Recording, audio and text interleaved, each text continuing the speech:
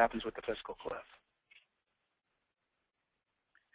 So let's go, and this is interesting, and this is where I think you're going to run into some delivery issues. Maybe not as much in Texas, but certainly around the country.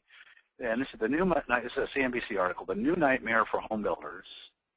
There's not enough skilled workers. And so what's interesting is you're going to separate the states that are a right-to-work state from unionized states right off the bat. When I was in St. Louis, the first thing that occurred to me in the area is, like in St. Louis, in the metropolitan area, there's a whole area where they do a lot of new construction. And I would watch how long it would take them to deliver a home. And because Missouri is not a right-to-work state, it's a union state, they would take forever and a day to build a house. I mean, it could take months and months and months to frame a house up. You don't have that problem in Texas.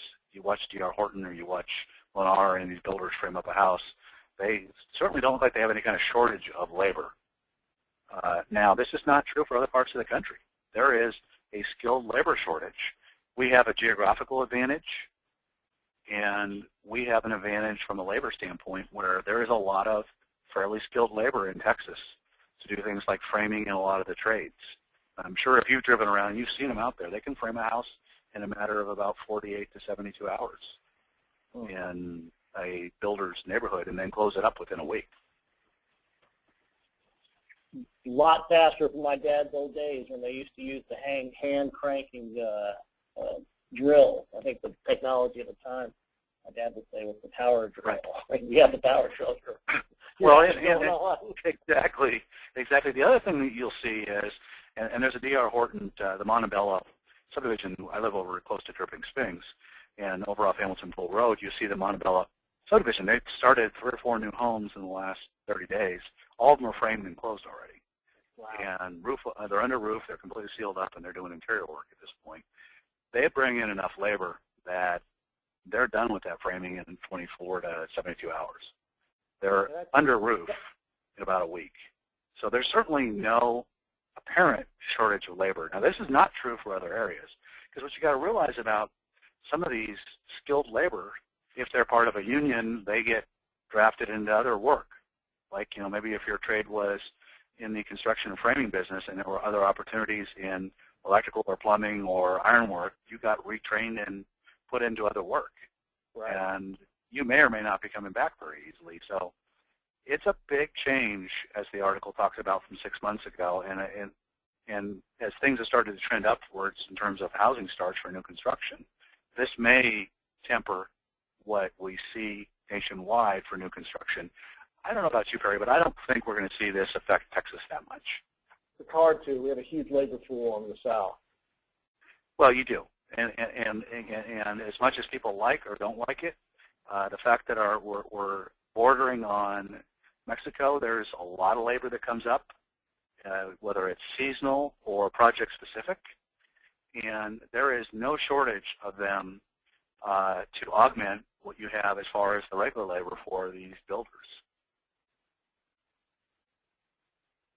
Now, this last video was interesting because it's a little bit of a CNBC video, and we're not going to obviously be able to show it and listen to it while we're talking, but I'm sure you went and watched it. This is what we touched on at the beginning of this. We mentioned it relative to the fiscal cliff affecting people like Whole Foods possibly and delaying the finish of the Domain store and other stores around the country. A lot of businesses are on hold, and when you watch this video, there is a lot of money just sitting currently. There is not a lot of confidence in what they should do. And when you look at the challenges, this could have huge effects. And the second bullet point is probably because of the uncertainty, the one that I think we should talk about most. I was surprised, and I couldn't find that much data to either dispute it or support it, but Barry Habib is a smart guy. He knows a lot about the mortgage business. He's in this video when you watch it in the show link. And he talks about the fact that the mortgage deduction, he feels, is in play. Only 26% of tax filers will claim it. And that number was way lower than I thought it would be. How about you? Yeah, I mean, why did he give that reason? I didn't see that video. Well, I mean, he didn't say that there was any reason why or not why they have it, but he just said that when you look at the data, there's only 26% of the tax returns overall that claim the mortgage deduction. Oh, And gotcha. there's a couple of reasons for that. I mean, one, there are a lot of homes that are owned free and clear in the United States. You know, it's not the majority of them, but you're certainly looking at 30, 35%, and the number changes over time. But, you know, if a third of the houses are owned free and clear, you've got that already out of it. Now you're down to 70%. And then when you look at it, there are also other reasons that people max out, and they just don't claim the deduction. They're taking other deductions.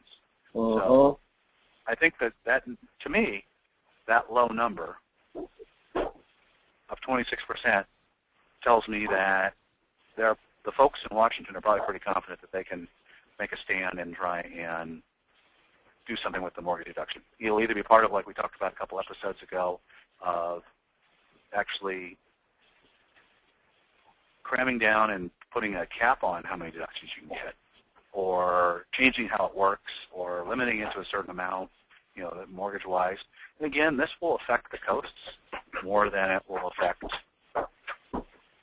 the folks that are in markets like Texas. I mean, if we're Right. a market where, you know, you're talking 200, 250,000 for a nice home in Texas, that doesn't even get you into slum territory in California. No, you're thinking condo. Yeah, you can't even buy a condo for 250,000 in California.